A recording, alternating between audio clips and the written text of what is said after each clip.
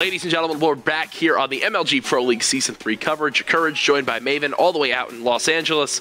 Maven, game number 1 going to Faze in dominating fashion, but during the break, we're still talking about that Epsilon TCM series. Oh, yeah, dude, I can't get over it. Like, that's the most fun I've had casting in quite some time. Yeah. That was awesome. Hope you guys watching at home enjoyed it. That was a really fun time. Epsilon finally getting their first win in the league. Now, the thing is, like, honestly, you know Epsilon's a strong team. Yeah. You've seen them do it on LAN.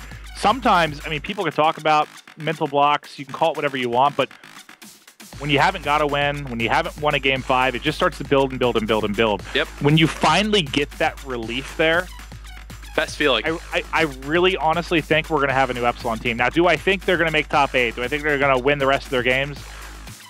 That remains to be seen. I don't know. Yeah, do they have the potential to make top 8? Yeah. It's such a tough road. I mean, I think their next matchup is against Optic.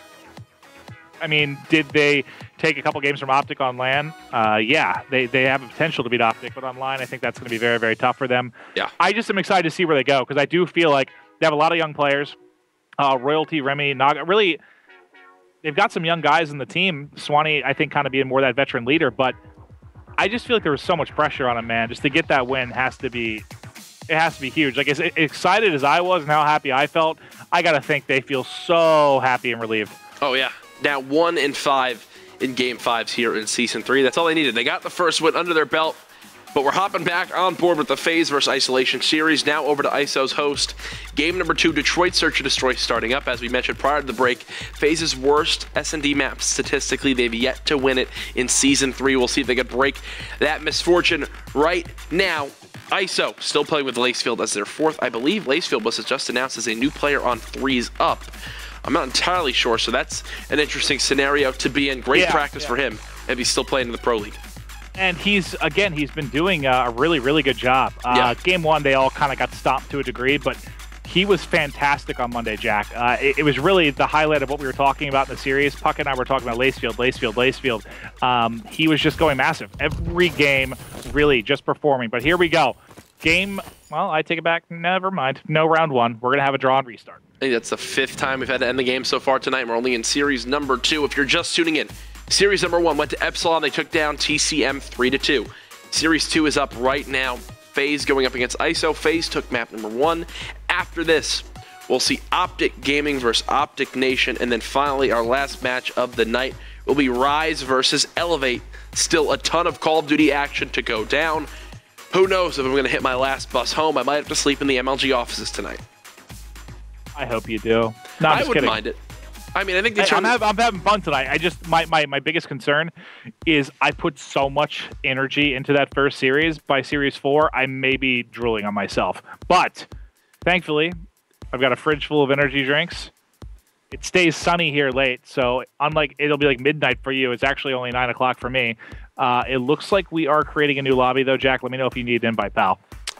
I just got an invite from ISO's Silly. Going to be joining that one up. I think we just ran out of energy drinks, so I'm in a tough predicament here, Maven.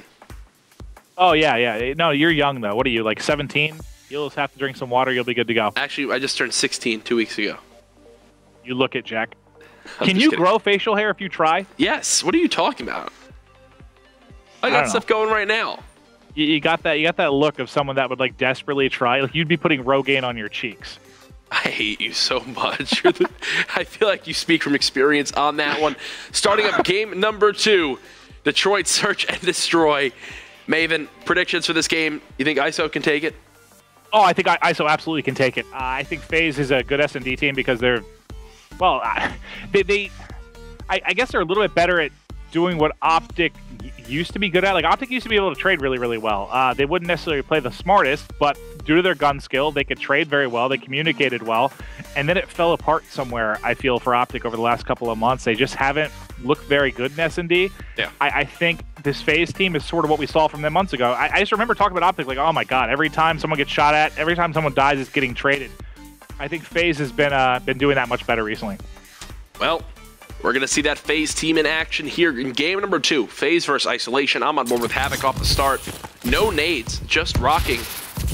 That Exomute getting aggressive right towards mid-blue. We'll see where the first aggression is going to come from. They're going to be holding blue. You can kind of, I was watching Havoc to see if he'd get pushed from Enable. We're going to see Havoc playing in blue quite a bit, trying to get up close and personal with the sub. And I've seen him go off, like massive numbers on a lot of maps.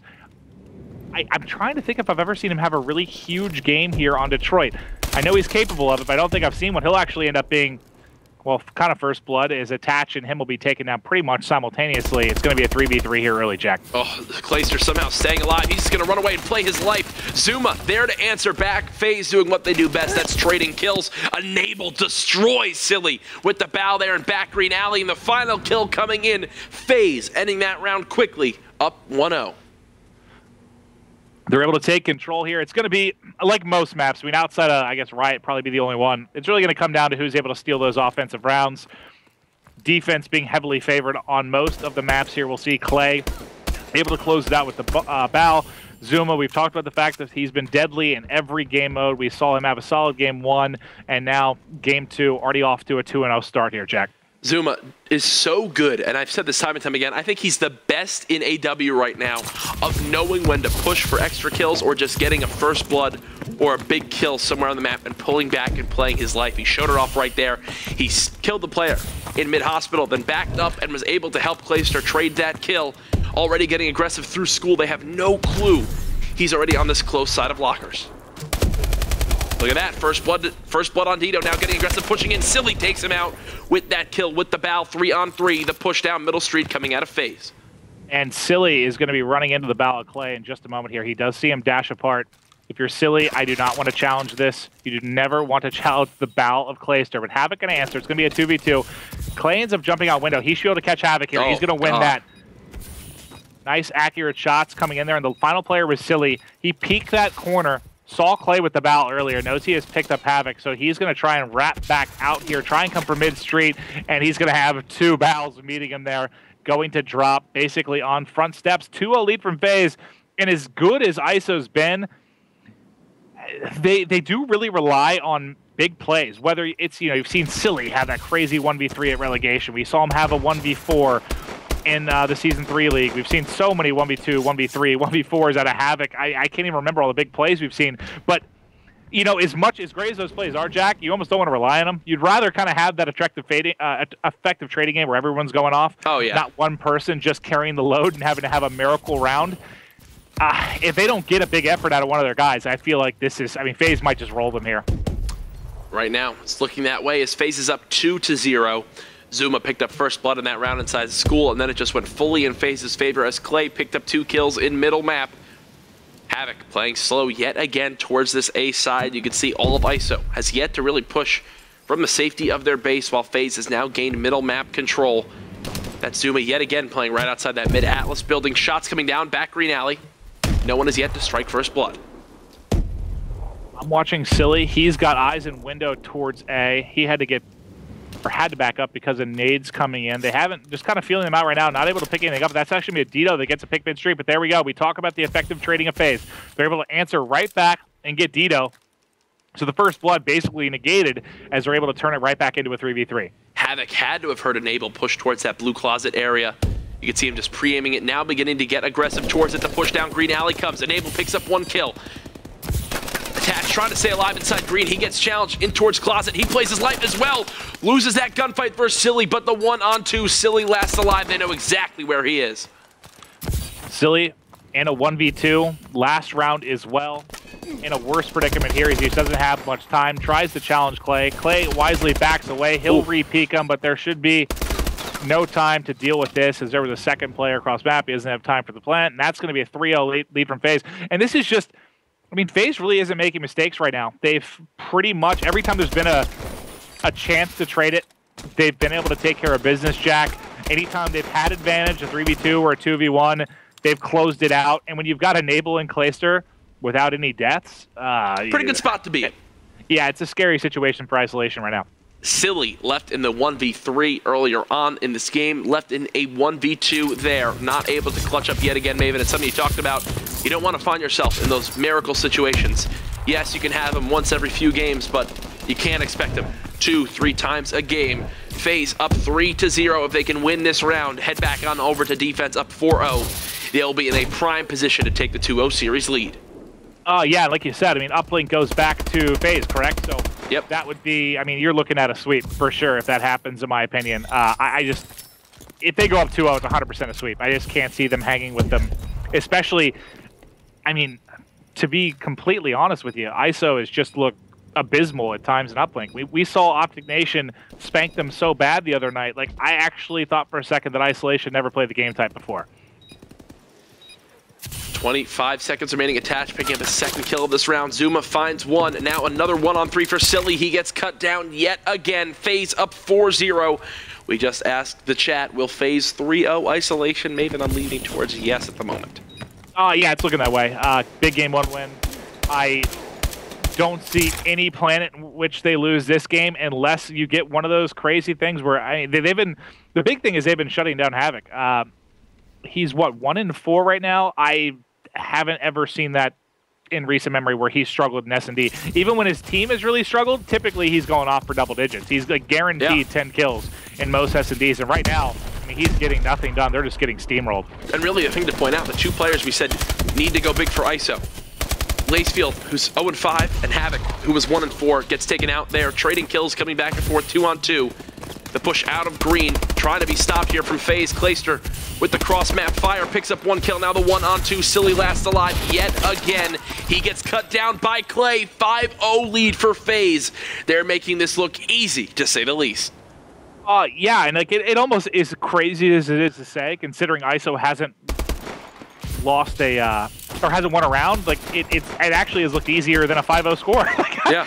At no point have I thought that ISO is going to win a round. Like every single one has been advantage. Like there hasn't really been a 1v1. They've all come down to a 2v1, which Faze has calm, cool, and collectively controlled. Clayster hasn't died yet. I'm on board with him now. I want to see if he can end this game with a perfect score. I mean, Faze. you have to. If you were on with anyone else, I actually would have asked for you to be fired. Wow. Not that we're paying you, but I would have asked for you to be fired. Hey, I've moved up in the ranks. I'm Zuma. I'm just giving you a hard time. I love you, Jack. We're having a great time.